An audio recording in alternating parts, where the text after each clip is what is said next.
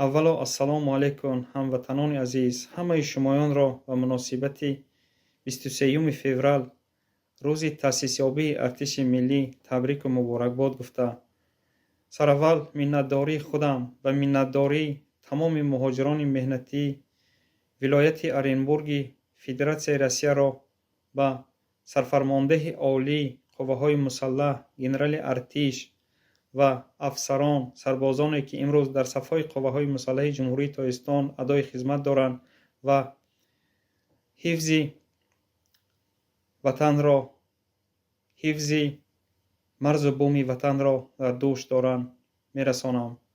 امروز ما دوره‌های دور از وطن کار و فعالیت کرده ایستادیم. لحظه به لحظه شکرگزار از آن هستیم که فرزندان ما، مادران ما، خواهران ما، دادران ما در یک فضای آرام و آسوده زندگی کار و فعالیت کرده ایستادند.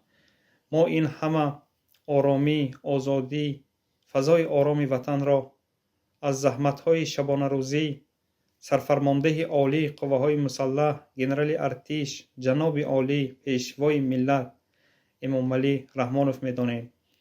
بار دیگر به این عید کسبی هر یک سرباز، افسر، شمایان را بار دیگر از صمیم دل تبریک گفته از خدای متعال برایتان دلاوری، شجاعتمندی،